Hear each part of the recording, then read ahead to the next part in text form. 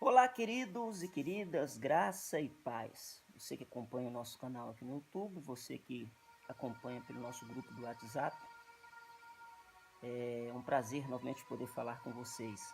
Nós ficamos alguns dias aí sem poder gravar, estávamos com alguns probleminhas técnicos, já foram resolvidos, e nós então estamos de volta para gravar um pouco daquilo que Deus tem colocado em nosso coração. Meditações bíblicas, palavras de fé, palavras que te façam viver uma plenitude da vida no Espírito, daquilo que Deus tem para a sua vida. E se você tem nos acompanhado, eu comecei a tratar de um tema chamado sobre os 3 tipos de fé. E no estudo passado eu falei sobre a fé que eu ouço.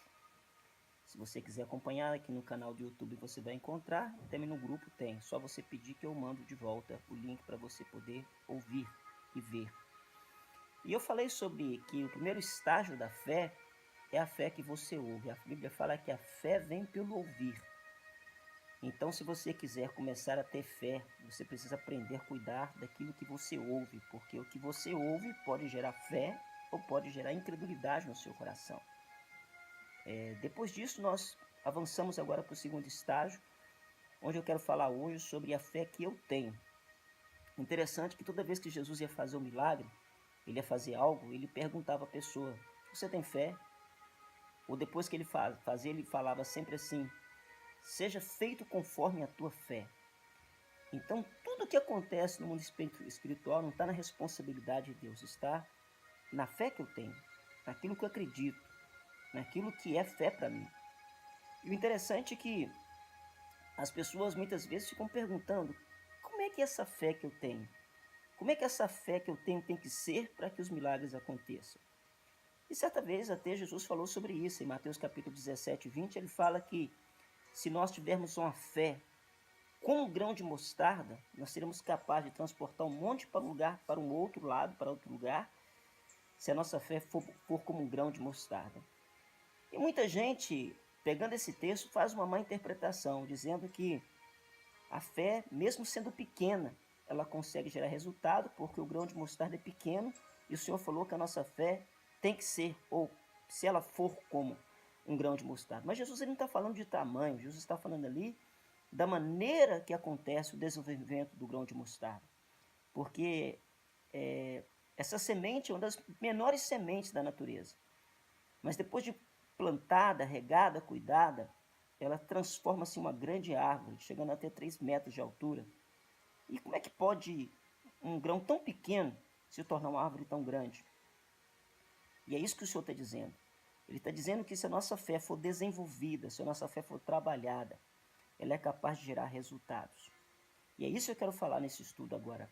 Trabalhando com essa fé, cuidando dessa fé. E eu quero dizer, em primeiro lugar, que a fé que você vai ter que cuidar, porque a fé é sua.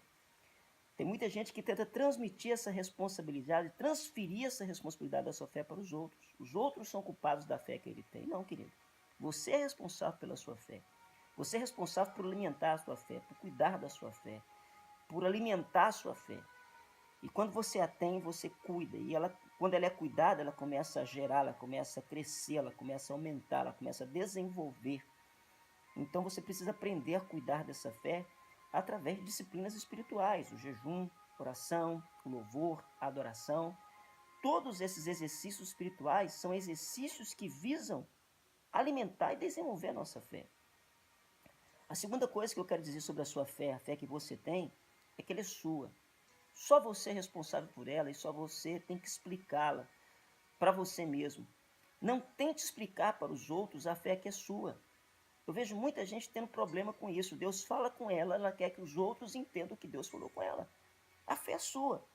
É um relacionamento seu com Deus. Não tem terceirização, não tem um elemento no meio. É você com Deus. E você precisa desenvolver esse relacionamento com Deus pessoal. O problema das pessoas hoje na religião é que elas terceirizam a sua fé.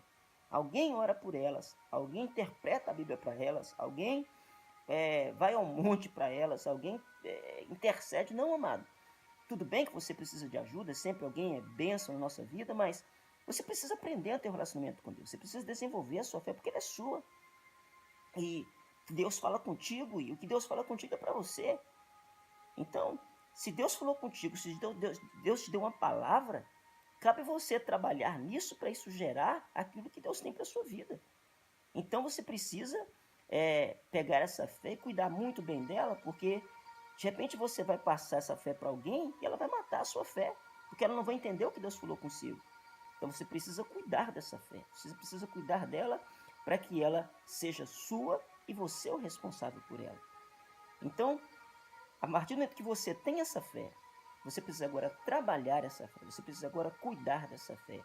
E eu quero, assim, para não ser longo no estudo, deixar esses dois princípios fundamentais. Poderia falar muita coisa, mas acho que se você fizer esses dois passos já ajuda. Primeiro, é você entender que essa fé, ela precisa ser cuidada, ela precisa ser regada, ela precisa ser alimentada para que ela possa ter resultados. E é por isso que nós congregamos, é por isso que nós ouvimos palavra, é por isso que nós adoramos, é por isso que nós consagramos a nossa vida. Não é para agradar a Deus ou para Deus gostar mais da gente, não, é porque a gente tem que alimentar a nossa fé. E a segunda coisa, ela tem que ser uma fé pessoal sua. Eu nunca intervenho naquilo que Deus fala com alguém, como eu não aceito que ninguém intervenha naquilo que Deus fala comigo. Aquilo que é pessoal entre eu e Deus, é eu e Deus que resolvemos.